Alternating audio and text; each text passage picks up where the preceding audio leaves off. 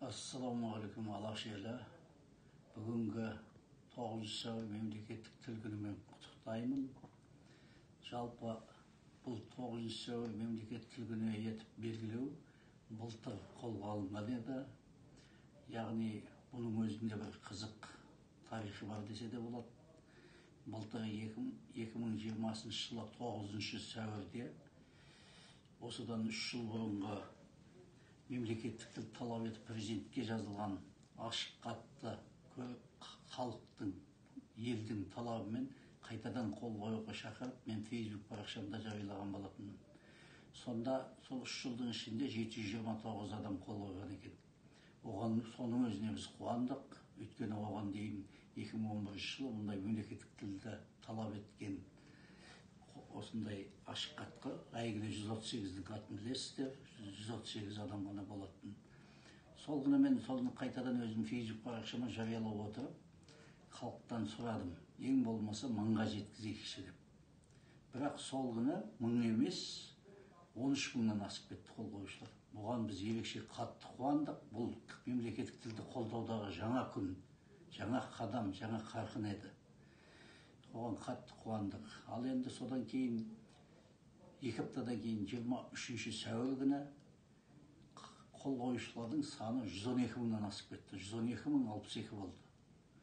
Өйткені сол күні біздің Оғыздаған бауырымыз, мемлекеттік тілді қолдаушы, өзінің Фейсбугында және YouTube арнасында менің туған күніме 23 сәуір құттықтады.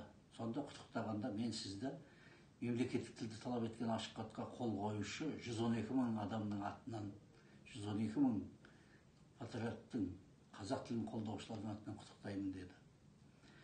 Ал енді жаңа 9 сәуірдің қалай белгіленді дегенге келсек, сол 9 сәуірден 3 күн бұрын 6 сәуір күні маған WhatsApp-ма хат келген екен. Мен қарамаппын. 12 сәуір күні қарадым. Қарағандылық ұлт патриоты Нұржан Сұршағұл деген бауырымыз 9 сәуірді белгіледік біз алдағы уақытта, 3 күннен кейін болады, сіз соған құттықтау жазып жіберсеңіз деп маған жазған екен, хат жазған екен. Мен оны көрмеппін. Бірақ менің де сол тура 9 сәуір күні қайта жариялауым, қазақ тіліне қол қоюды шақырып Facebook парақшамда, ал басқа ұйымдардың, ұлтшыл ұйымдардың да сол 9 сәуірдің мемлекеттік тіл күні етіп белгілеуінің арасында бір тылсым байланыс, бір құдіреттілік бар деп қабылдадым мен жалпы. Ал енді бір айдың ішінде 25 000-нан асып кетті осы қол қоюшылар. Бұл 1000 есе бұрынғы межеден, яғни 138-ден 1000 есе жоғары тарихи жетістікке жеткен рекордтық нәтиже еді.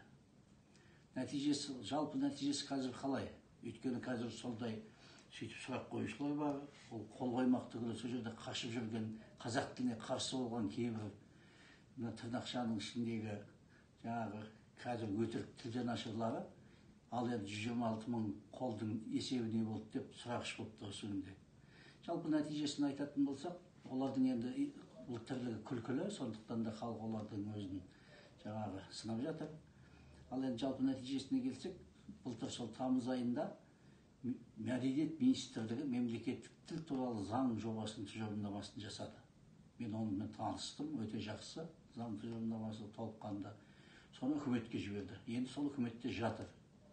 Ал енді биыл 3 ақпанда 2021 жылы мен парламентте Ақ Жол партиясы фракциясының атынан мемлекеттік тілдің мәртебесін жеке дара анықтайтын уақыт жетті деген депутаттық сауал жасадым.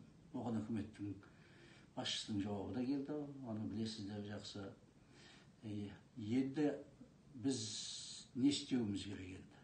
Ендігі талап мемлекеттік тілді міндеттейтін мемлекеттік тіл туралы заңды қабылдайтын уақыт жетті бізге. Ал бұл талап артында миллиондар тұрған 126 000-нан аса халықтың талабы. Ал халықтың талабы қашанда орындалуы қажетті деп білемін мен. Сондықтан да бұл мемлекеттік тіл күні, мемлекеттік тіл туралы заңымыз қабылдануы керек деп бүкіл халықтың сөзін, талабын тағы да жеткіземін. Мемлекеттік тіл күні құтты болсын.